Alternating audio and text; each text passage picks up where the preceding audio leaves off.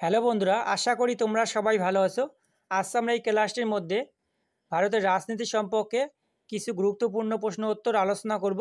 তোমরা সবাই ক্লাসটি প্রথম থেকে শেষ অবধি দেখো।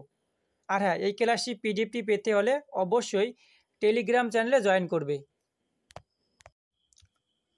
1 নম্বর প্রশ্ন দেখো, ভারতীয় প্রজাতন্ত্রের প্রথম নাগরিক হলেন ভারতের রাষ্ট্রপতি। দ্বিতীয় নাগরিক হলেন ভারতের উপরাষ্ট্রপতি এবং তৃতীয় নাগরিক হলেন ভারতের প্রধানমন্ত্রী। অবশ্যই মনে রাখবে। পরের প্রশ্ন দেখো, ভারতের সংবিধানের শীর্ষ ব্যাখ্যা কর্তা কাকে বলা হয়? ভারতের সংবিধানের শীর্ষ ব্যাখ্যাকর্তা বলা হয় সুপ্রিম কোর্টকে ভারতের সংবিধানের শীর্ষ ব্যাখ্যাকর্তা বলা হয়। পরের প্রশ্ন দেখো, রাষ্ট্রপতির দ্বারা অর্থ কমিশন গঠিত হয়। বন্ধুরা, সঠিক অ্যান্সারটি জানলে অবশ্যই কমেন্ট করো। রাষ্ট্রপতির দ্বারা অর্থ কমিশন গঠিত হয় 5 বছর অন্তর। ভারতীয় সংবিধানের কোন আর্টিকেল এর গ্রাম পঞ্চায়েত সংগঠনকে বর্ণনা করা হয়েছে?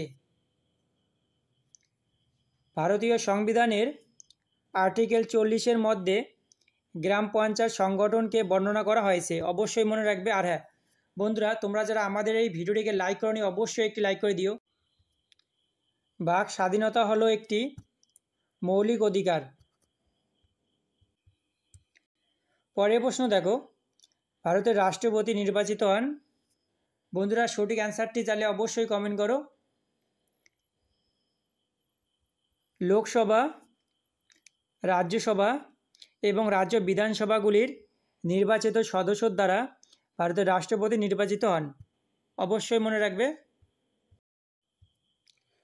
ভারতীয় সংবিধানের কোন ধারায় একটি সমনীতিভিত্তিক সিভিল কোড প্রণয়নের কথা বলা হয়েছে? ভারতীয় সংবিধানের 44 নং ধারায় একটি সমনীতিভিত্তিক সিভিল কোড প্রণয়নের কথা বলা হয়েছে। 44 নং ধারায়। পঞ্চায়েতি রাজ ব্যবস্থার মৌলিক উদ্দেশ্য হল গণতান্ত্রিক বিকেন্দ্রীকরণ। পরের প্রশ্ন দেখো, ভারতীয় সংবিধানের কোন ধারায় নাগরিকগণের বাক স্বাধীনতার অধিকার অলঙ্ঘনীয় করা হয়েছে? এক্ষেত্রে সঠিক উত্তরটি হবে 19 নং ধারায়। 19 নং ধারায় ভারতীয় সংবিধানের নাগরিকগণের বাক স্বাধীনতার অধিকার অলঙ্ঘনীয় করা হয়েছে। উত্তর 19 নং ধারায়। কেন্দ্র ও রাজ্যের মধ্যে রাজস্ব বণ্টিত হয় কোন সংস্থার সুপারিশের ভিত্তিতে? সঠিক উত্তরটি হবে অর্থ কমিশন। কেন্দ্র ও রাজ্যের মধ্যে রাজস্ব বণ্টিত হয় অর্থ কমিশন সংস্থার সুপারিশের ভিত্তিতে। অবশ্যই মনে রাখবে। আর হ্যাঁ, এই ক্লাসটি পিডিএফটি পেতে হলে অবশ্যই আমাদের টেলিগ্রাম চ্যানেলে জয়েন করবে।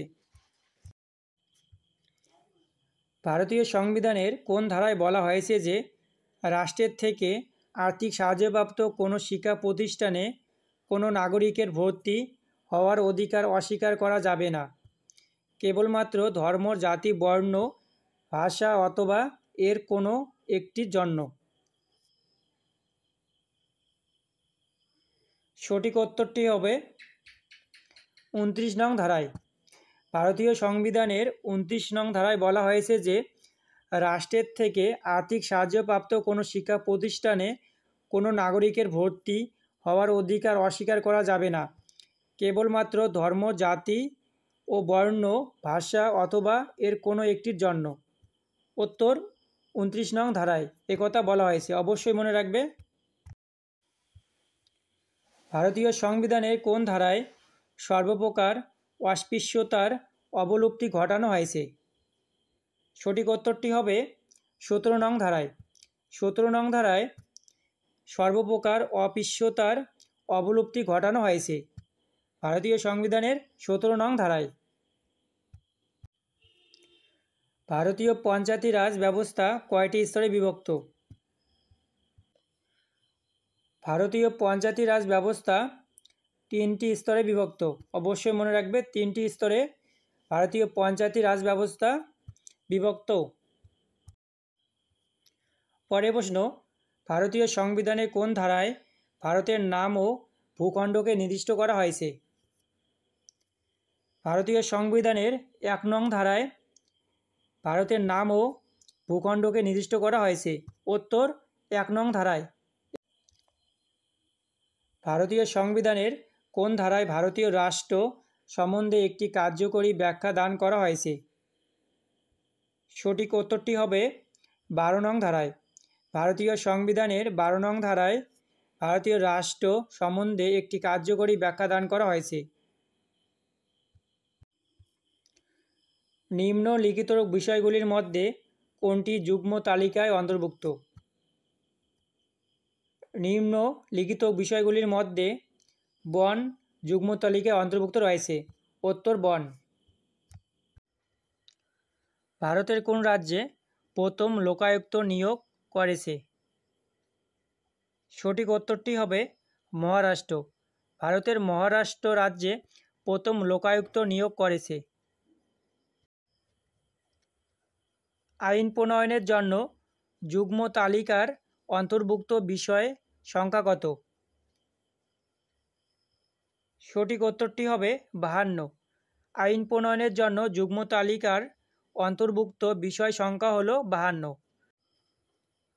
ভারতীয় সুপ্রিম কোর্টে বিচারকের সংখ্যা বৃদ্ধির ক্ষমতা কেবলমাত্র নিহিত আছে।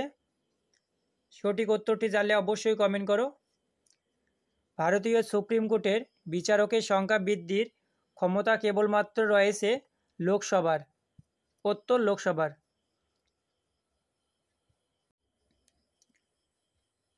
পরের প্রশ্ন দেখো, ভারতীয় সংবিধানের কোন ধারায় কেন্দ্র ও রাজ্যগুলির মধ্যে আর্থিক সম্পর্কের বিষয়ে সুপারিশ করার জন্য অর্থ কমিশন গঠনের সংস্থান করা হয়েছে? তো সঠিক উত্তরটি হবে 280 নং ধারায়।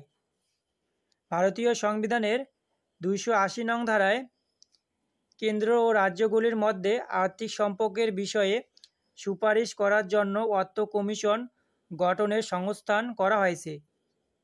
অবশ্যই মনে রাখবে। বন্ধুরা, তোমরা যারা আমাদের এই ভিডিওটিকে লাইক করোনি অবশ্যই লাইক করে দিও। আর হ্যাঁ, আমাদের প্রত্যেক দিনের ভিডিওগুলি পেতে চ্যানেলকে সাবস্ক্রাইব করে অবশ্যই পাশে থেকো। সংসদে অর্থ বিল পাশ করার জন্য নিম্নলিখিত কোনটি জরুরি নয়? সঠিক উত্তরটি হবে রাজ্যসভার অনুমোদন। সংসদে অর্থ বিল পাশ করার জন্য রাজ্যসভার অনুমোদন জরুরি নয়। কত সালে ভারতের ভোট দেওয়ার বয়স 21 থেকে কমিয়ে 18 করার বিলটি অনুমোদন হয়? সঠিক উত্তরটি হবে 28শে মার্চ 1989 সালে।